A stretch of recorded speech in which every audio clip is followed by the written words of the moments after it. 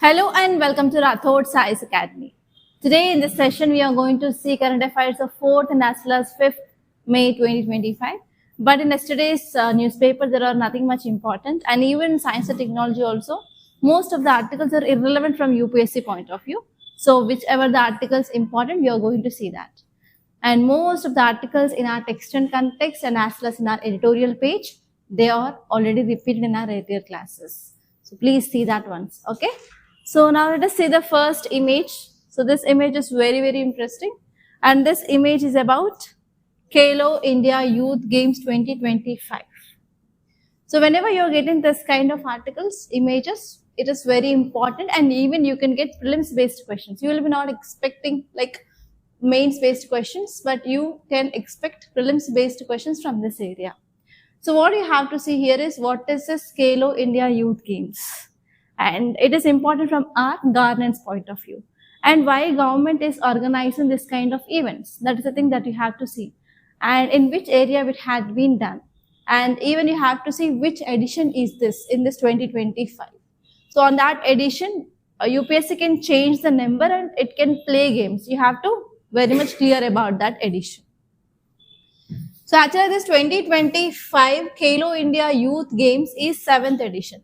So it is the 7th edition of this Khelo India Youth Game, and it is conducted in the state of Bihar. So here how you can get a question is consider the following statements regarding Khelo India Games 2025, and they'll give first statement is 8th edition. No, it is 7th. It had been done in Haryana. No, it is in Bihar. So in this way you will be getting questions in your UPSC prelims. You have to be very much careful about the number and as well as the place of that so and so event. Okay, so what is this Khelo India Youth Games? So every year, that is annually, they are conducting, and it is a national level multidisciplinary sports event. And it is part of Khelo India program, very, very important. And why these games are conducted by the government? To revive grassroots sport culture in our country. And even we want to improve our sports framework in our country. For that, it is being conducted. And what are the features? So in this, we have two categories, guys. So first one is under 17 comes under school category, and under 21 comes under college students. So we have two categories in this events.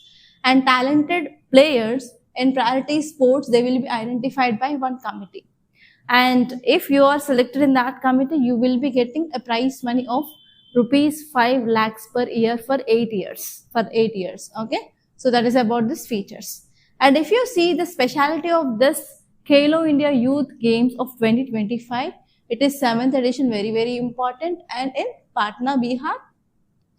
And this one is they are going to conduct which games? Volleyball, football, basketball, boxing, kabaddi, along 18 athlete events, and which is going to happen here. And around 27 sport disciplines they are going to do in this games. Okay, so that's the thing that you have to remember. And now let us see the next article. Title says, casually discarded cigarette butts, short circuits responsible for most fires in Telangana 2024. So recently fire accident is in news, right? So in which state this accident was there? In which area? In a hotel in Kolkata. And around 14 people they died, and even in that 14 people, even children, they were died, right? That's the thing we discussed. And when we discussed that article, we discussed like what are the reasons for the fire accidents in India. And even that article said that how can we decrease this fire accidents, right? So now there is a study which is saying that what are the major reasons for the fire accidents in state of Telangana. And this report that you can use whenever you are writing any answer regarding fire accidents in the country. Okay, if you are writing any answer regarding the fire accidents from disaster management point of view, introduction, you can use this report. Okay. So here what is the keyword? Keyword is fire accidents. So from which subject you can see this, guys? From GS paper 3 under disaster management. Okay, so what are the dimensions you have to see? You have to see what is the fire accident means and what are the causes, And now in this causes, you can add this report, guys, to substantiate your answer. And next you have to see what is the impact. And you have to add earlier editorial. Okay, there we discussed about what can be done. What can be done or what measures we can take to control that. Okay, and even you have to see in which places this fire accidents will happen commonly, especially in coaching centers in Delhi. And this one is hotels, and this one is in hospitals, okay, and old buildings. So see that once. And especially this article is saying that one important reason for this fire accident in Telangana state is, first one is cigarette butts. So cigarette butt is nothing but when you smoke a cigarette, so last part of the cigarette will be there, no, that you will be throwing it off, right? So because of that, it is having light, what is that called as? Not fire exactly. What is that called?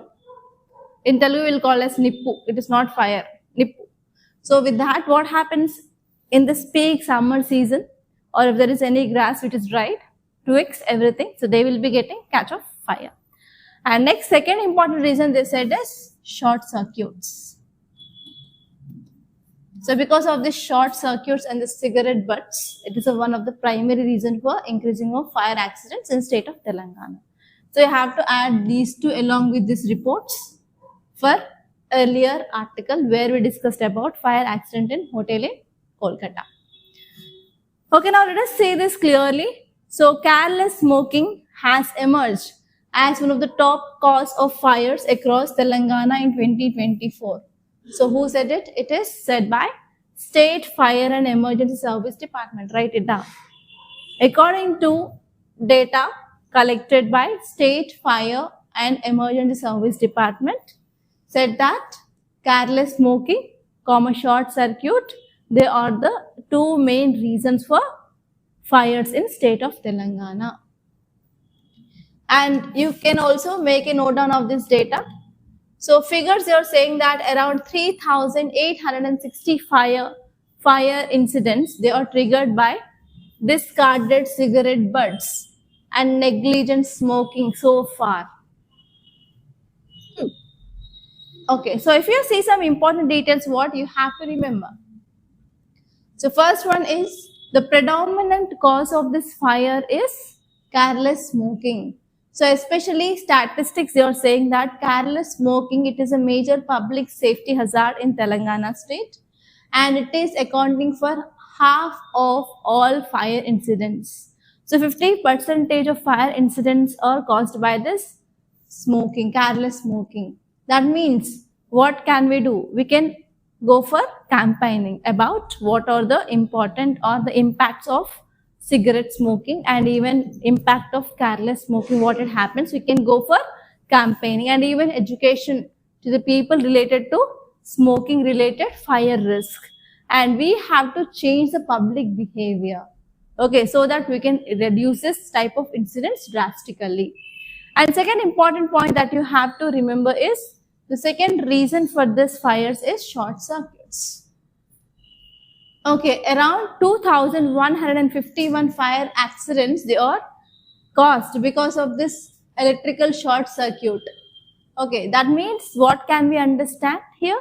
So there is improper inspections which is going on, and even in many old buildings we don't have the proper electric systems that is meeting the demand of the new things. That means we are not updating our electrical system in both residential and as well as in the commercial complex. So because of this, what happened? There is increased fire accidents. So that is the thing that we discussed in the case of Kolkata hotel case also. And next one here is, this article is also highlighting that in the most of the reasons, most of the fire accidents, the reason is not known. That means we can understand there is a clear gap in investigation of incidents. And even we are not identifying what exactly the cause behind that incident. That means we have to focus on better training of fire investigation in our country. And also we have to focus on comprehensive understanding, and we have to go for proper reporting of the causes of fire. And next one here is not only the commercial complexes, even the residential areas, especially apartments like that. So even the residence areas also there is increasing of fire. That means the people who are living in the home, they're also very much vulnerable to this fires. Okay, that means we have to improve the targeted awareness. The people who are living in the vulnerable areas, so they have to know about the importance of updating of their electric system in their home. Okay, and we have to even equip this residents people to know about how to prevent the fires. And even we need the smoke evacuating systems, everything. So we can update the infrastructure in that so and so area where the people are more vulnerable to this fires. And not only this residential areas, even the commercial areas, especially industrial parks also, they are having this problem of fires because of short circuits, because of lack of proper storage facilities, lack of proper industrial points, everything. Okay, so we need to focus on very stringent fire safety security protocols, and even regular training for the staff to minimize the risk is very much important now. So all these are the things that you have to see, guys. And now let us see the next article. Title says India is looking for partners, not preachers. Who says this? External Affairs Minister. So whenever any of our government delegates, when they give any statements, that is very, very important. And very important personality gave this statement, that is Indian External Affairs Minister. Okay, what he said, India is looking for partners, not preachers. So what is this article is talking about? India is a country wants to improve relations with other countries who are the partners. So what this statement means? So this statement is directly saying that we want to improve relations with other countries where India is getting benefited. So here, if you see economy of our country is based on what? Agriculture, right? And do we have energy security?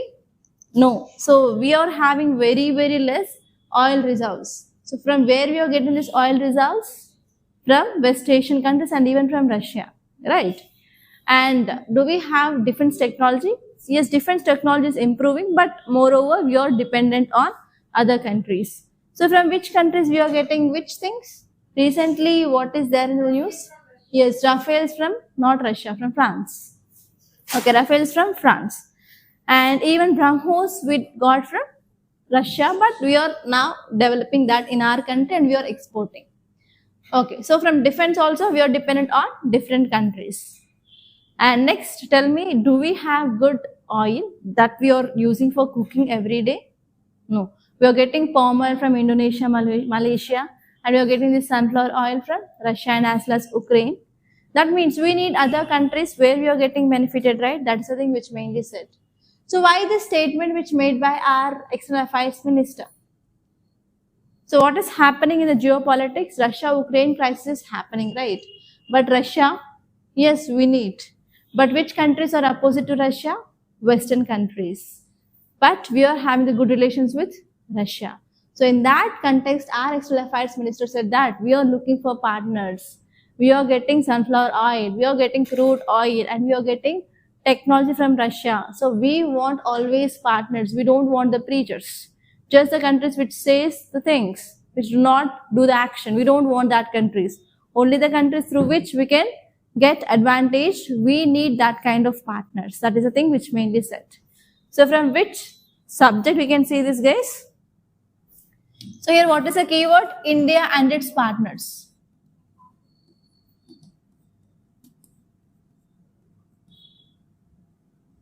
So partners are nothing but other countries, right?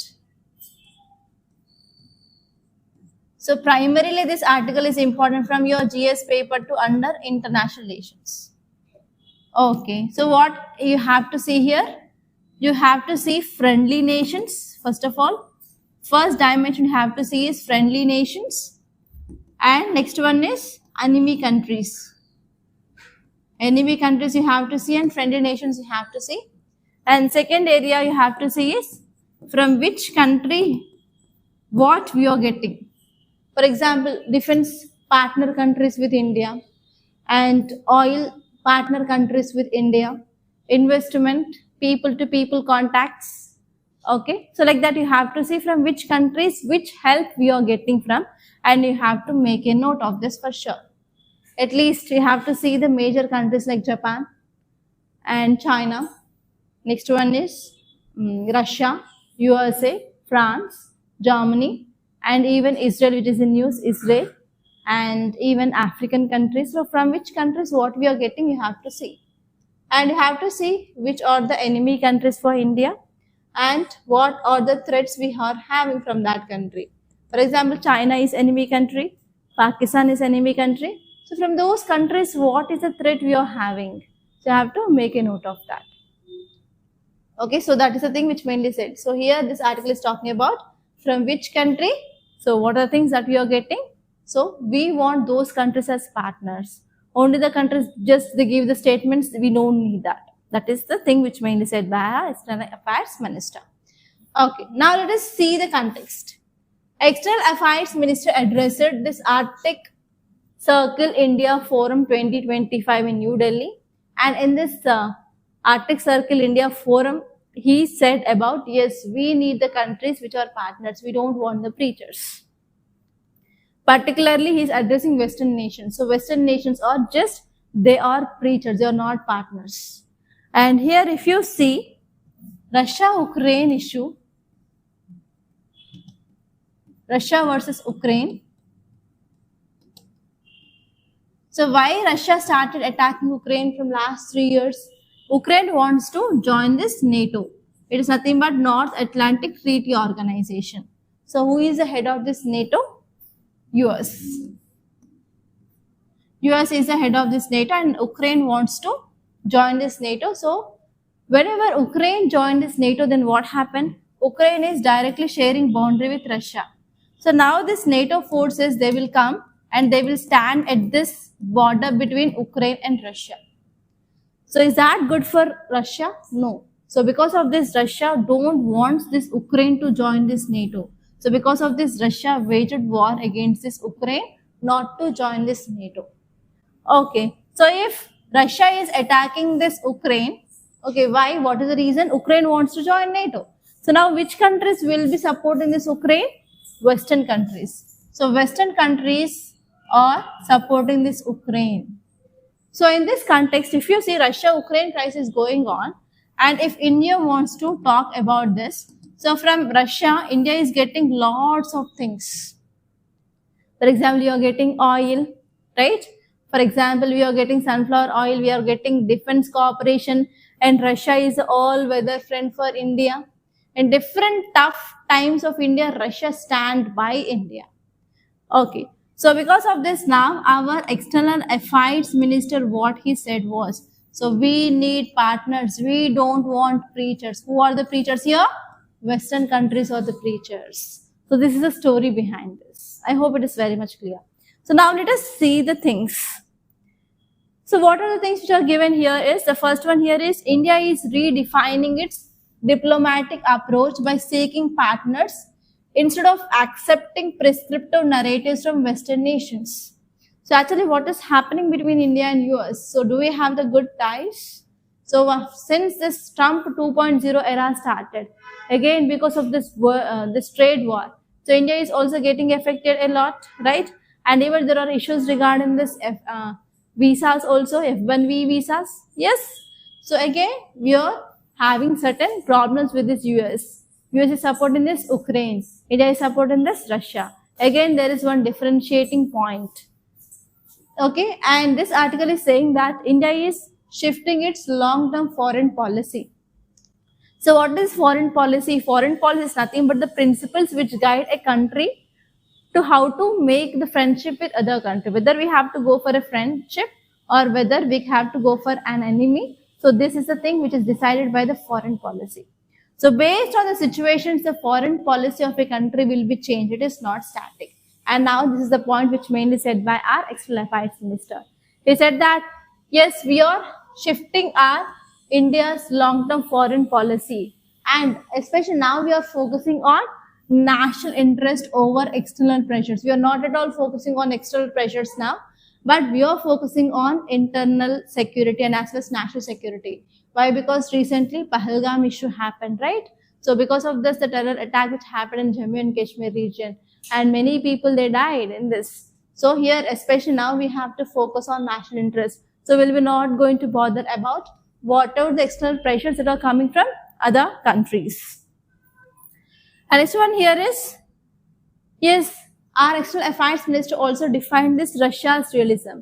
So this concept of Russia's realism, which has been advocated by external affairs minister, he said that India's recognition of importance of engaging with Russia is particularly for energy resources. So why we want this Russia as a partner? Because we are having this energy security because of this Russia. For example, edible oil we are getting, and as well as we are getting crude oil also from this Russia. Okay.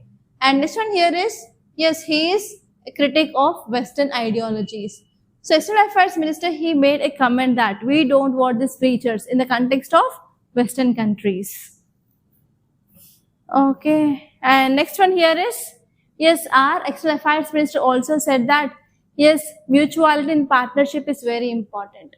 So that is nothing but whenever we are getting help from our friend, we have to help in return. That is called as mutual relationship. So if you are having relationship good with Russia, then what happened? Russia will be also expecting something from India, right? We are getting oil, we are getting security things, we are getting defense. So in return, India should also focus on this Russia's benefits. That is about, we have to give the importance for the mutuality in partnership. And actually, if you want to have the good relationship between the two friends, what is important? First one is trust is important, and give and take relationship is important. And especially, we have to go for stronger alliances. And nations must recognize a shared interest. And as well as we have to focus on transactional relationships, which should be more. That means trade should be more, imports and exports should be more. Okay. For example, if you go back to your ancient history, so how the two kingdoms, they used to have the good relationship through what was the medium? The medium here is marriages. So marriages of the kings and the queens, or the prince and the princess from the two different areas, that led to stronger alliances, right? So now also we have to focus on the stronger alliances, especially not in the kind of marriage, but in the kind of imports and exports, and as well as they have to recognize their common interest, and as well as we have to focus on increasing of transactions between one country to another country. Okay, so that is the thing which mainly said here. Okay, now let us see the next article. Title says Manipur Naga body urges governor to reinstate free movement regime. So have you heard about this free movement regime? So it is between which and which country? India and Myanmar. So what happened in the month of April, if I'm not wrong? March ending and April first week. So we discussed lots of articles regarding this free movement regime. So actually between India and Myanmar, we have the porous border where there is no need of visa to move the people from the two sides, right? So what happened? Our government removed or scraped this free movement regime in the month of March ending, in the month of first week of April, like that. So because of this, what happened? Now here, especially some bodies in this Manipur and some areas, so they are asking that, yes, we have to come back with this free movement regime. And there will be a for sure prelims based or mains based question regarding this free movement regime, guys. And this topic is important from which subjects? India and Myanmar relations, so international relations. And even because of this free movement regime, what happened? Free movement of people is happening, drug trafficking, arms trafficking, smuggling of goods, smuggling of humans, everything is happening, right? So because of this, it can also create internal security issues. So this topic is important from your GS paper to under internal security, and as well as from GS paper to under international relations. So just focus on what is this free movement regime. So when we came up with this, what are the key objectives of this, and why we removed this free movement regime, okay? And in which year we came up with this free movement regime. So just basic facts is very important, guys. So now let us see the context. So context here is the scraping of this free movement regime happened, and now other groups are demanding for bringing it back. So free movement regime, it is a bilateral arrangement between which and which countries? India and Myanmar. So you can get simple question like this. Free movement regime is seen in news. It is between which countries? India, Nepal, India, Bhutan, India, Myanmar, India, Bangladesh. It is India, Myanmar. Now you can say, but in examination hall, because of that tension, because of everything, you'll think Myanmar or Bangladesh, somewhere I heard. So Myanmar is there in news, Bangladesh is there in news. And you'll simply put India, Bangladesh. It will be wrong. Okay. So be careful with this. So this free movement regime, it is a bilateral arrangement between which and which countries? India and Myanmar. So how many kilometers? It is 16 kilometers on either side. If this is line, 60 kilometers here and 60 kilometers here, people can move here without any passport, without any visa. So who are eligible here? Any member of hill tribes, either it may be Indian or Myanmar citizens, they can cross the border with a border pass. And this pass is valid for 1 year and they can stay up to 2 weeks per a visit. And what is the objective? To maintain historical, cultural and social ties between the members of the countries, and even to boost the local trade and as well as cross-border cooperation for health and as well as for education purpose, and is a part of our Act East policy also. And when it was formally came into the picture, that is around 2018. Okay, that is the thing. And next article, see here, from ploughs to panels, cultivating a solar powered future for farmer. It is very, very important, guys. So this article is talking about APVs, that is agri photovoltaics. So write down this. Agri photovoltaics. So this topic is important from your GS paper 3 under science and technology, and even from GS paper 3 under your environment and ecology also it is important. So dimensions that you have to see is, what are this APVs, agri photovoltaics, in which areas we can use it, that is nothing but applications, very important. Advantages, challenges. Make a notes for this case. So if you see this article, it is saying that APVs integrate energy generation with agriculture production, and even it also offers a model that maximizes land use efficiency while augmenting income. So this is nothing but, what are these photovoltaics? They will be capturing the sunlight and that will be converted into electricity. It is an example of solar energy production, right? So for example, if you see here, what you can see in this image, so in a farm, they set up this photovoltaic cells, and under that they are going for growing of shaded plants, okay, shade loving plants like that. Okay, so what is advantage here? You can generate electricity. And whenever farmer in his farm, he is generating electricity, what he can use it for? He can use it for running of bores or bore wells in his farm. Not only that, when he is connecting this so and so equipment with a grid, he can capture the energy and he can also sell, right? So whenever he is selling, he will be generating income. And this one is, he can use that same energy for his own work in that so and so farm.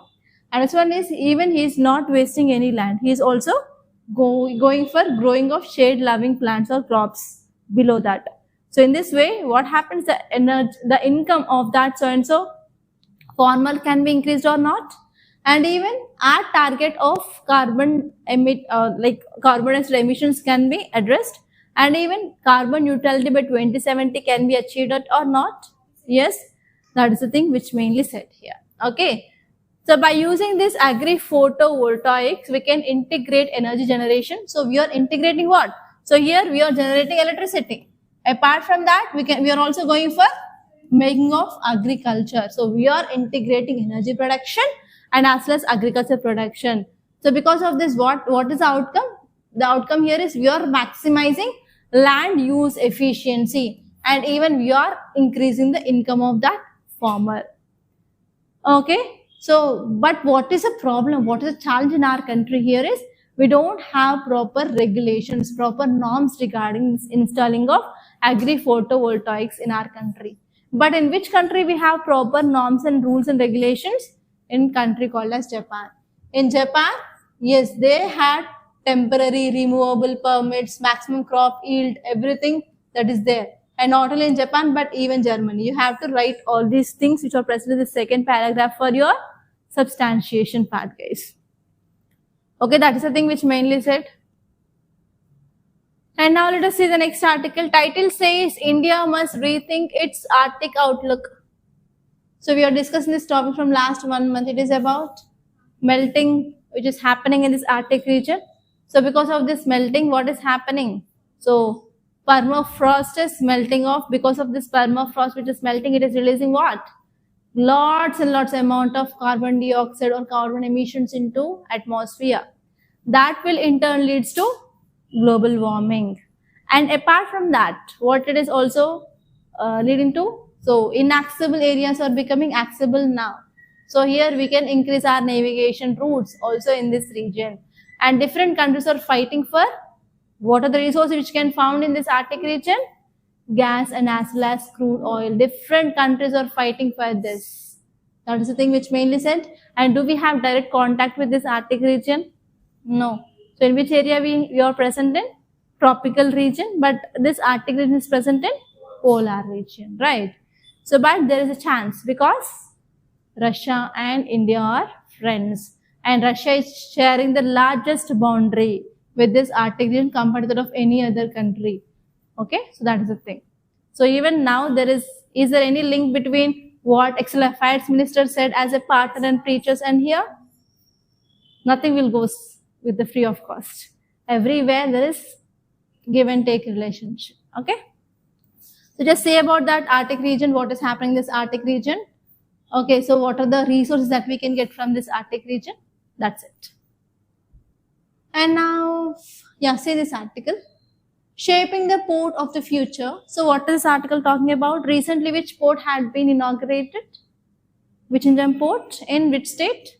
Kerala. What are the specialities of that? It is the first transshipment port, right? And it is also the India's first deep water container transshipment port. Okay, so that is the thing. So in yesterday's class, that is last day's class, we discussed about each and everything regarding the Vichingam port. The same thing which is given here, nothing more, but just revise that port. And I already gave you the work. So you have to make a note of West Coast and as well as East Coast port and which ports they are, because it is a first deep water transshipment port, right? So like that you have to see which are the container ports, which are this entry ports, like that. And please make a note of that. So draw the diagram of East Coast and West Coast and point out the ports where they are and what is specialty of that port. Okay. So in this way you can get a question, and 2025 I'll show you there will be the question regarding the ports for sure. It is my challenge. Okay. Yeah, these are the important topics that appear in our today's newspaper, guys. So by this I'm concluding. Thank you so much for watching. And please do like this class and share this class to your friends. And don't forget to subscribe to Rathod Science Academy. And soon, within 10 days, we are going to launch a new batch for GS Prelims Cum Mains Foundation, this Rathod Science Academy. And if you want to take online or offline, it is both available. And if you want to meet me directly, I will be staying in this office from morning 8:30 till 7 p.m. So try to come and meet me and try to get the details of this course. And if you have any queries, please call us on this number 8074765513, guys. Don't forget.